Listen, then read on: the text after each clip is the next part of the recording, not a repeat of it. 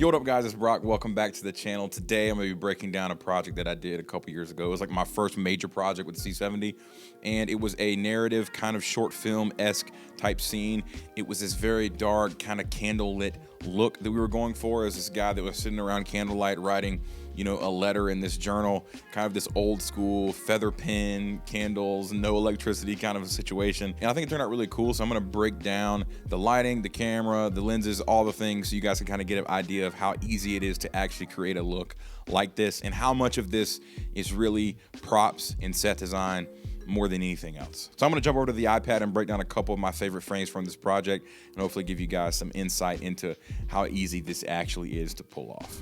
So now looking at this first shot here, it was the opening scene of the film, and it was the main character kind of turning on the lantern, lighting the candle to begin with, and kind of starting the whole scene. It was a great shot. It was very simple. And basically what's going on here is the candle itself is putting off a ton of light, right? So that's where you're seeing the light coming here and hitting the top of his hand. This is pretty much all candlelight on this shot in particular. There was a key light kind of off camera up here, right? And really what this softbox was doing, it was just kind of filling in some of the shadows, but it really wasn't doing a whole lot in this first scene because I wanted it to be dark.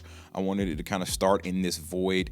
The whole idea with this project was the background to be a void. So this was kind of all negative fill here, essentially, in the background. I had pipe and drape set up with black curtains on it. So what was happening back here was there was these curtains on these rods, and basically they were my negative fill for the whole project. Now moving on to this shot here, this was kind of again early in the film. We're lighting the candles themselves, and as you can see here, once again, the candles are doing a lot on their own. They're lighting the area. The paper here is getting lit by the candles there, boom, there, and obviously they're lighting his hand here and his thumb where he's kind of gripping the match. And so the candles are doing a lot of the heavy lifting, and the props themselves are doing a lot of heavy lifting. The candles were basically my practical lights on the set. So really all I had going on the entire time for the rest of these shots was essentially a backlight here with a Fresnel on it, kind of streaking across the table kind of this way, right?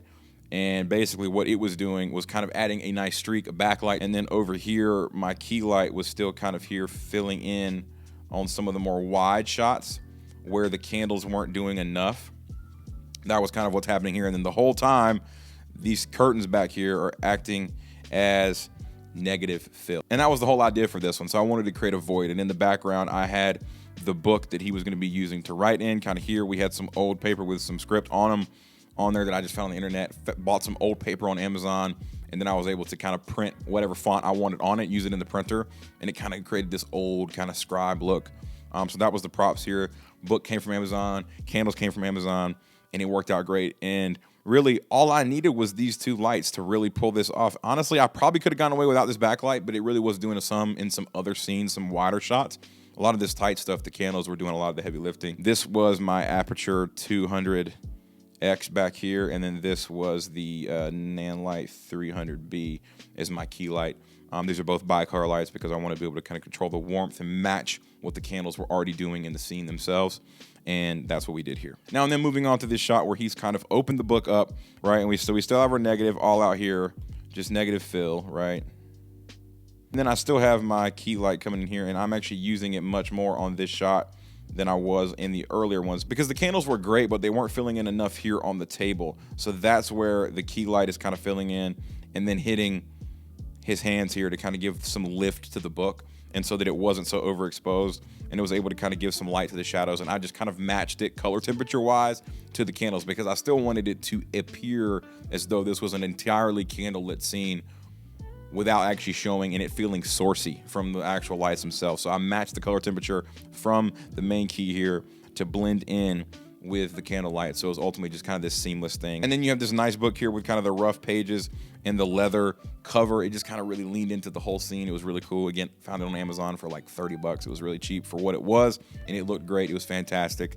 And again, props matter, set design matters. And then let's move on to this shot here. Once again, this big lantern that we lit early in the scene has appeared back in the video here, and what it's doing is it's kind of my main practical here, and it is basically simulating the light that you see hitting the hands in the book here. But what's actually doing that is really the key light that's off camera, it's above, but it's basically here, punching it down on the table here. So it looks as though it's the lantern doing all the lighting, but really it's the key light kind of supplementing and filling that in as he's riding, because otherwise this would all be dark here, and it's kind of allowing the key to kind of light this area up and this area up. Otherwise it would be too dark, and it still feels and appears as though the lantern's doing all the work. And that's kind of the goal. You want to make the audience believe that the lighting and the practical stuff they see in the scene is actually what's doing the work, even though we all know in reality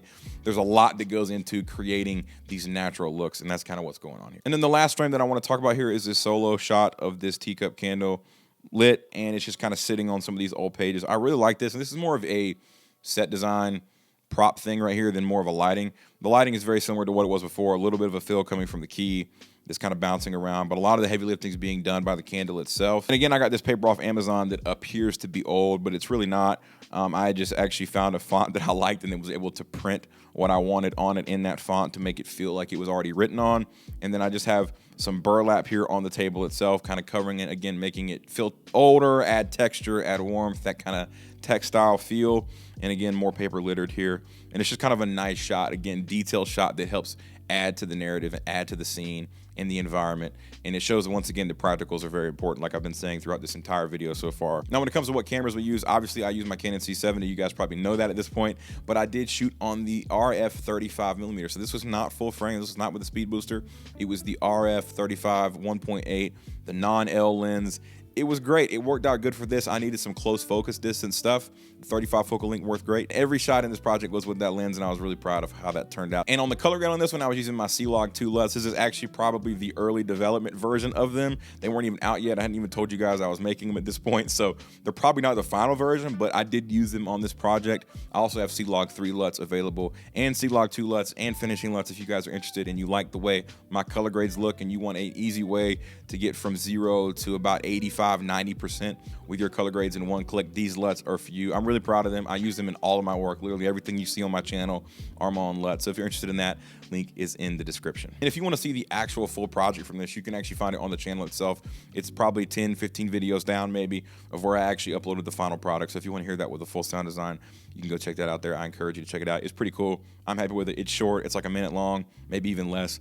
And I think it's a good watch, and you can kind of see this stuff in action with sound to kind of give you the full final product. So that's the breakdown on this one. I hope you guys enjoy these type of videos. I really enjoy making them. I find behind the scenes stuff really interesting. I always loved watching behind the scenes on DVDs and stuff that I would have growing up of how the movies were made and how things were done. So I hope these are actually helpful for you guys. I don't claim to be the end-all expert, but I do want to share what I do know and be able to help you guys in your filmmaking journey as well. So if these breakdowns are helpful for you, let me know in the comments below. I enjoy making them. I'll continue to do so if it's something that you guys find valuable. If you guys like what you see here on the channel and enjoy the videos, hit that like button, hit that subscribe button, turn on notifications, drop a comment, let me know that you're here. It really helps out a ton, and it's exciting for me to be able to interact with you guys and hear about your journeys and what you're on, what you like to use, what gear you're into, your projects. I love to hear from you, so let me know in the comments below. I have a lot more videos coming out soon, including a behind the scenes of a big multicam shoot that I'm doing a week from today as I'm recording this. So you may not see a video next week because I'm gonna be busy doing that, but I will get that video out